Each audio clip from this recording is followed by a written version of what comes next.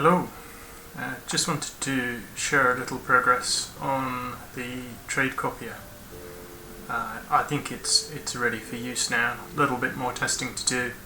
I did have a rare bug which unfortunately caused a Ninjatrader lockup, but I found it the other day, so I think we're all good.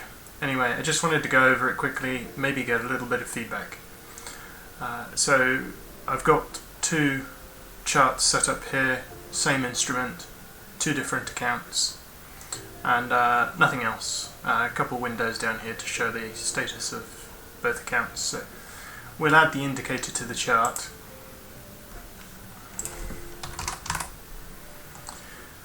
Trade copier. We've got at the moment a single copy account. I'm going to add the ability to add maybe up to 5 accounts here. So we have the account name as it shows in the account tab in Ninjatrader Control Center normally, a friendly name which can be an abbreviated one if you have one of these awful long account names. There's an instrument transform. You don't actually need to specify it, but if you do, it'll copy from one instrument to the other. For instance, MNQ and NQ, ES, MES, so on. There is a size transform if you want to use it, so one account could be twice the size of all the positions in the other account, and it's a double, so you can in fact go half size and things as well. Sync when flat is an important safety option. What that does is when your primary source account goes flat, regardless of outstanding fills and so on in the copy accounts, the copy accounts are forced flat also. Blind mode, what that does is copy executions only rather than limits. I'll turn that off for now. It is the safest mode in that it will only fire when an execution happens in the source account rather than pending limits and working orders. Remote slave is for future use, so we'll skip that for now. That's going to be to enable you to copy trades to other computers either within your own network or across the internet. Account name, which can be your source account, we'll set that to sim101 here. Diagnostics we'll leave enabled. It's just a trace log so that we can monitor all that's going on. Some licensing information, on-screen display, just some colours, things like that. So that's it really, fairly simple.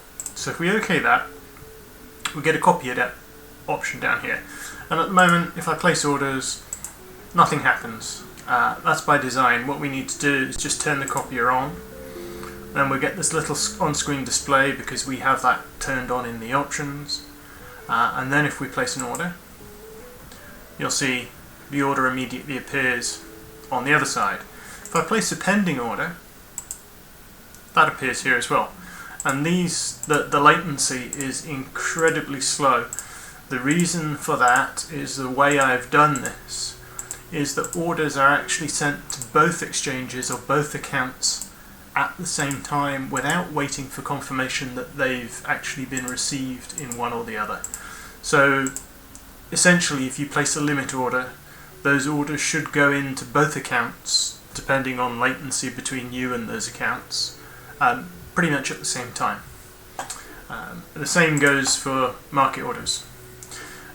So if I go back to our options, and I will turn blind mode on. Now if I place a limit order here, you'll see it doesn't actually appear in the other side. It would help if I turned the copier on, sorry. There we go. Still doesn't appear, which is expected. Now what will happen is as price gets closer to the limit and as it finally gets executed, then it will get copied across. The reason for that is you can actually run this on instruments that have different pricing. Obviously, if I have a CFD in this window and a future in this window, if I put a limit order for 1385 here, the pricing could be very different on the CFD. So you need the blind mode for that. But blind mode is always going to be the safest, simply because there's always the possibility when you're operating with limits, if you have size on, that you may in fact get a partial fill. You can get a partial fill in one account and a full fill in another account, and that it's probably rare, but it means you could end up with an imbalance between the accounts. Whereas in blind mode, it's only the actual executed orders. So if you get a partial fill in your source account, you will get filled the same amount at market in your copy accounts. The tiny downside to that is that you are waiting to get a fill and then the order is being sent. So there's a slightly longer time interval. It's still probably only in the order of 100-150 milliseconds, but it's possible that there is going to be very small differences in pricing, perhaps just a tick.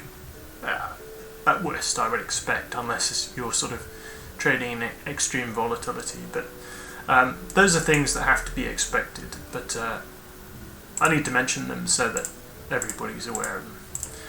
Anyway, there you go. We can literally go willy-nilly with this, and the trades will faithfully be copied.